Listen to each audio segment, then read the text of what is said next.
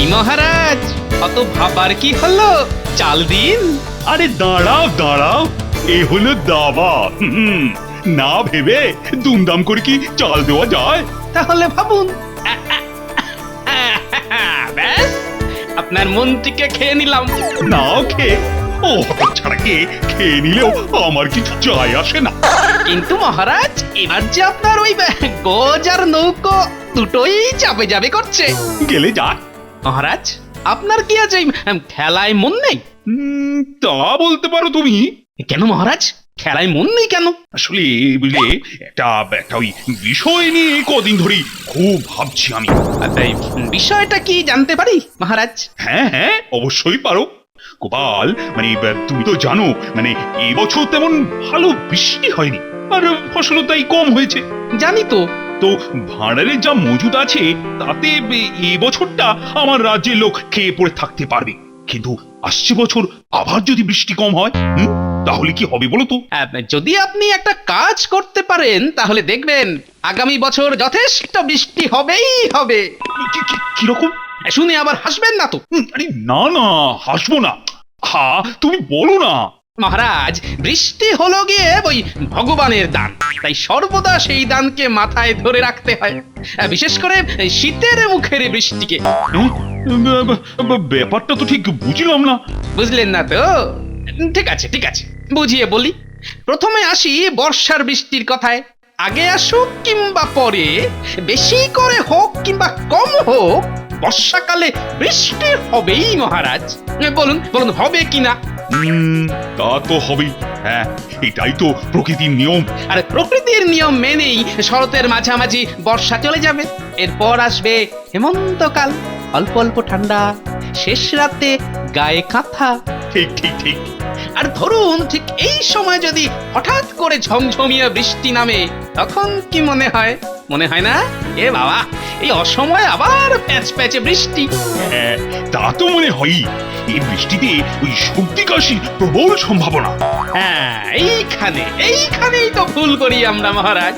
ভগবানের দান স্বরূপ এই বৃষ্টিকে আমরা মাথায় না ধরে অবহেলা করি, বিরক্ত হই। কথাটা তো তুমি মিথ্যে বলনি। আমি জানো তো নিজেই হেমন্তের বৃষ্টিকে না খুব অপছন্দ করি। আর তাতেই ভগবান রেগে গিয়ে বর্ষাকালের বৃষ্টি কমিয়ে দিয়ে আমাদের শাস্তি দেন।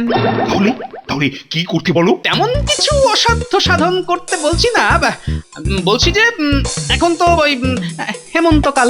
হ্যাঁ, হেমন্তকাল। হ্যাঁ, তা যদি এই সময় হঠাৎ করে বৃষ্টি আসে, তাকে ওই অবহেলা করে পায়ে না মারিয়ে, ছাতি দিয়ে অযথা মাথা না বাজিয়ে বৃষ্টির জলকে মাথায় ধরে রাখতে হয়। আচ্ছা। আর ভগবানের দানকে তার আশীর্বাদ মনে করে মাথা পেতে নিলে ভগবান খুশি হয়ে পরের বর্ষায় পর্যাপ্ত পরিমাণে বৃষ্টি দেন। বাহ বাহ বাহ বাহ বাহ, বড় ভালো কথা শোনালে তো তুমি। এই গোপাল, এটা তুমি কোথা থেকে জেনেছো? এটা জেনেছি ওই ছোটবেলায় এক মহাজ্ঞানী ব্যক্তির কাছ থেকে। তা মহারাজ, এবার তাহলে মন দিয়ে খেলা যাক। ঠিক ঠিক বলেছো।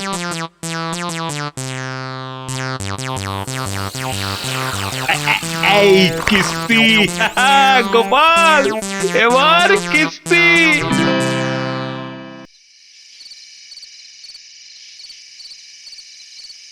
আচ্ছা, ইদানিং এ তোমার কি বাই হয়েছে বলো তো? কেন কেন, আমার আবার বাইরের কি দেখলে? হ্যাঁ, এই যে আজকাল তোমার এই দাবা খেলার নেশা, রোজ বিকেল হতে না হতেই গোপালের সাথে দাবা খেলতে বসে যাবে।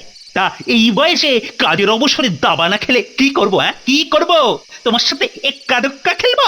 ও কথা ছিড়ি দেখো, বলি আমার সাথে এক্কা দোক্কা খেলতে কে বলেছে? মাঝে মধ্যে তো আমাকে নিয়ে ঘোড়ার গাড়ি চড়ে একটু বেড়াতেও তো যেতে পারো নাকি? ও এই কথা, ঠিক আছে, কালই বিকেল বেলায় তোমাকে না হয় ওই ঘোড়ার গাড়িতে চড়িয়ে বেরিয়ে নিয়ে আসবো। তা কোথায় যাবে বলো? বলো, পলাশি না হালি শহর? না না, অত দূর যেতে হবে না, কাছে পিঠে কোথাও নিয়ে গেলেই আমি খুশি। তথাস্তু।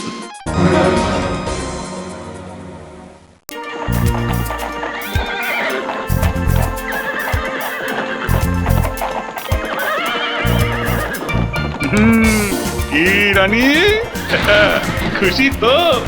ওমা, আকাশে কখন আবার মেঘ ধরলো? খানিক আগে তো আকাশ বেশ পরিষ্কার ছিল। এই একটু তাড়াতাড়ি চালাও, দুম করে আবার বৃষ্টি না এসে পড়ে, তাড়াতাড়ি। এলেই বা ক্ষতি কি? কি বলছো কি? হুট করে বৃষ্টি এসে গেলে ডাহা ভিজবে। তাড়াতাড়ি। ভিজলে ভিজবো, জানো রানী, এই হেমন্তকালের অসময়ের বৃষ্টিকে কি বলে? কি বলে? এই বৃষ্টিকে ঠিক বৃষ্টি বলে না, এই বৃষ্টিকে বলে স্বয়ং ভগবানের দান। এই বৃষ্টিকে বলে ভগবানের দান? এই তোমায় এসব কথা কি বলছে বলো তো? আরে গোপাল বলেছি। সর্বনাশ! আরে এই যে সত্যি সত্যি ঝেপে বৃষ্টি এসে গেল গো। কোচওয়ান, শিগগির গাড়ি থামিয়ে মহারাজের মাথায় ছাতা ধরো, শিগগির। না না না, ছাতা লাগবে না। গোপাল বলেছে এই বৃষ্টিকে মাথা পেতে মাথায় ধরে রাখতে হয়। কেন? ও সব তুমি বুঝবে না, তুমি তো আর রাজা নও।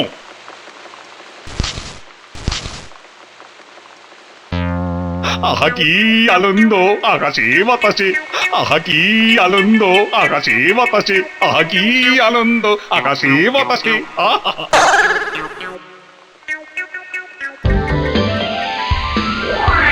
গিন্নি, বলি ও গিন্নি, বলি হলোটা কি? ষাঁড়ের মতো চেঁচাচ্ছ কেন? আর কি হয়েছে দেখতে পাচ্ছ না?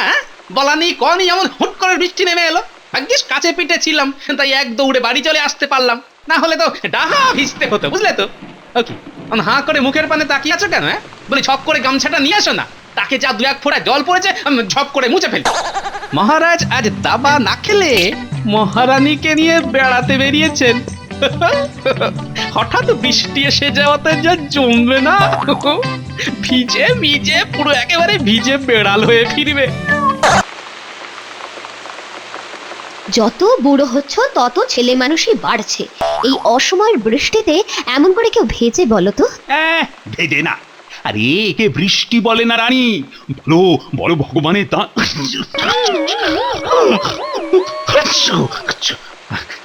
আর এই দানকে যে আমি মাথা পেতে নিলাম, এতে কত পুণ্যি হলো আমার বল।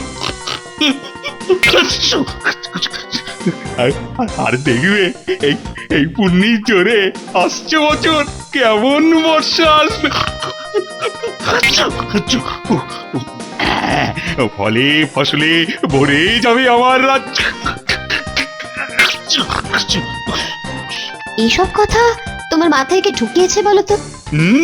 আরে সৎ বুদ্ধি দেবার মতো তো একজনই আছে আমার। সে নিশ্চয়ই গোপাল। খুব হয়েছে, খুব হয়েছে পুণ্যির কাজ। এখন ভেতরে চলো, তাড়াতাড়ি এই ভিজে পোশাক ছেড়ে মাথা মুছে শুকনো পোশাক পরবে চলো। ওহ, তাড়াতাড়ি চলো না, না হলে অসুখে পড়বে যে। কিচ্ছু হবে না, দেখে নি। আরে বাবা, ভগবানের দান, মাথা পেতে নিলে কেউ কি অসুখে পড়ে? দেখ, তবু চলো চলো। কি গো চাদর মুড়ি দিয়ে এমন জবু তবু হয়ে বসে আছো কেন? ওরে বাবা, হেমন্তের এই এক পশলা বৃষ্টিতে যে হাড়ে একেবারে কাঁপুনি ধরিয়ে দিলে গো। ওরে বাবা রে। আচ্ছা, শীত কাতুরে মানুষ তো তুমি, এখনই যদি এমন করো তাহলে মাঘ মাসে কি করবে? হ্যাঁ, যা বলতে এসেছিল, রাতে কি খাবে? রাতে রাতে রাতে কি খাই, কি খাই বলো তো? গিন্নি, চাটি ওই চালে ডালে বসিয়ে দাও না, কি বলছে ঠান্ডায় খিচুড়ি যে জমবে না। বাবা, ও আবার ঝিরঝির করে বৃষ্টি শুরু হলো গো। কি মজা! কাল তাহলে আর রাজসভায় যেতে হবে না, সারাদিন শুধু কাঁথা মুড়িয়ে শুয়ে থাকবো আর খিচুড়ি খাবো। কেমন বুঝছেন রাজবৈদ্য মশাই? সারা গায়ে জ্বর। সে তো বুঝতেই পারছি। কখন থেকে হয়েছে এই জ্বর? কাল রাত থেকে। মহারাজের এই জ্বরের কারণ হলো বুকে অতিরিক্ত শ্লেষ্মার প্রভাব। কিন্তু কিন্তু এমন কেন হলো? কাল আমাকে নিয়ে একটু বেড়াতে গেছিলেন, হঠাৎ বৃষ্টি। সে তো জানি, তা বৃষ্টিতে মাথায় ছাতা নেননি? না। তাহলে তো বৃষ্টিতে দস্তুর মতো ভিজেছেন। আচ্ছা আচ্ছা আপনাদের সাথে কি ছাতা ছিল না? থাকবে না কেন? কিন্তু উনি তো মাথায় নেননি, ইচ্ছে করে ভিজেছেন। ও, এবার তাহলে ওনার অসুখের কারণটা পরিষ্কার হলো। অকাল বর্ষণের জল মাথায় পড়াতেই এই বুকে শ্লেষ্মা, আর তার থেকেই গায়ের এই উত্তাপ। তবে চিন্তার খুব একটা কারণ নেই। যাক বাবা, বাঁচলাম। আমি বটিকা দিয়ে যাচ্ছি, কেমন? প্রতি প্রহরে গরম দুধের সাথে দুটো করে বড়ি খাইয়ে যাবেন। একদিনের মধ্যেই সেরে উঠবেন। সেরে উঠলেই রোখে। এই, কে আছিস? এক বাটি গরম দুধ নিয়ে আয়। আচ্ছা আচ্ছা, একটা কথা, মহারাজ হঠাৎ এমন করে বৃষ্টির জলে ভিজতে গেলেন কেন? সে কথা আমায় না জিজ্ঞেস করে আপনাদের রাজামশাইকে জিজ্ঞেস করুন, উনি ভালো উত্তর দিতে পারবেন। নাও, এবার একটু উঠে বসো তো, বড়িটা খেয়ে নাও।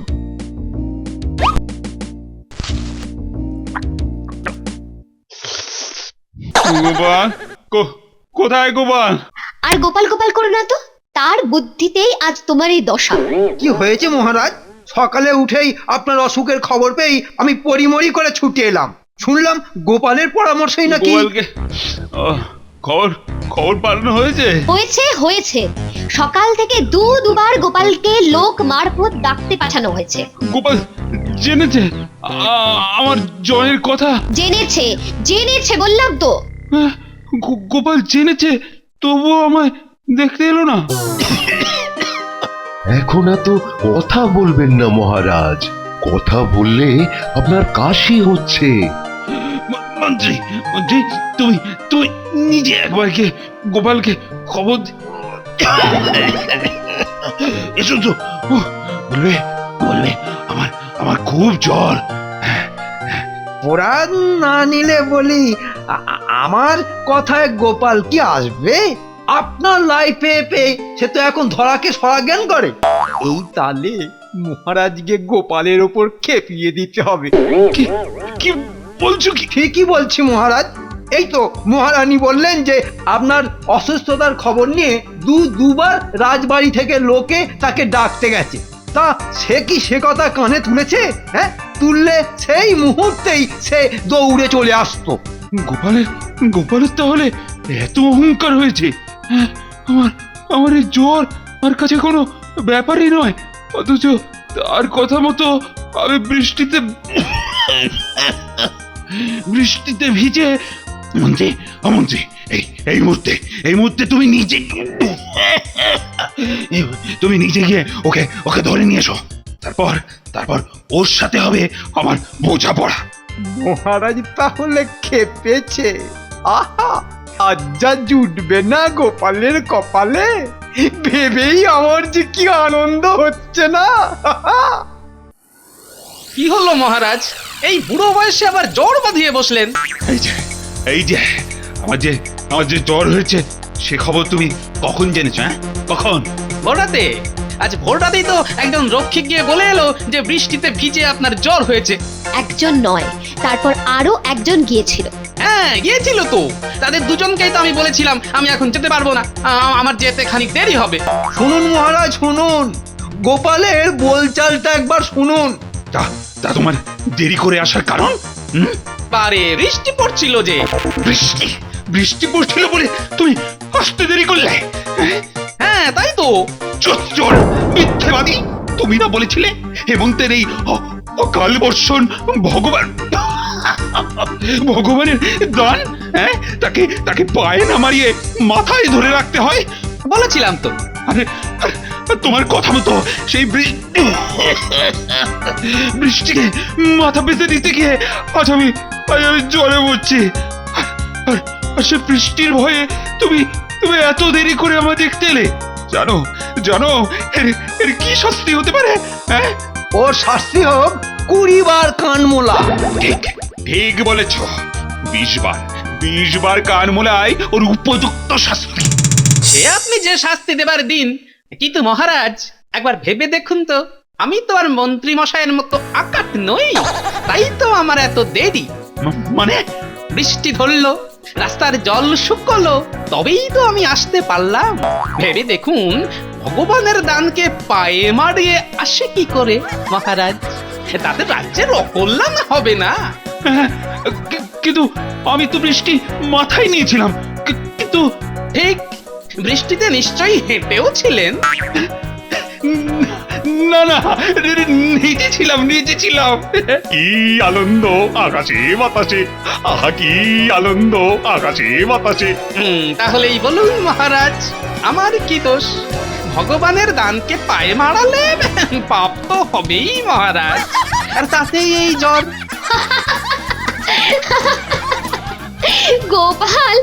গোপালের জবাব নেই।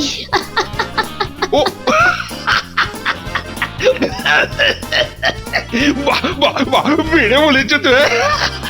বাবারে, এই না হলে গোপাল মারে। মহারাজ, মহারাজ, এই সময় আপনার এত কথা বলা উচিত নয়। কাশির গোমক আসতে পারে। আরে না না না, আর কিচ্ছু আসবে না। এই তো এখন আমি বেশ সুস্থ বোধ করছি। এ নিশ্চয়ই আমার বড়ির গুণ। না না, এ হলো গোপালের রসিকতার গুণ। রানীমা, আমি তাহলে আসি এখন। গোপাল, নাও দাবার ঘুটি সাজাও। আজ আর রাত সময় যাব না, জমিয়ে বরং দাবা খেলবো আজ। আমি তাহলে কি করব? তুমি যে পথ দিয়ে এসেছিলে সে পথ দিয়ে কুটি কুটি করে কেটে পড়ো।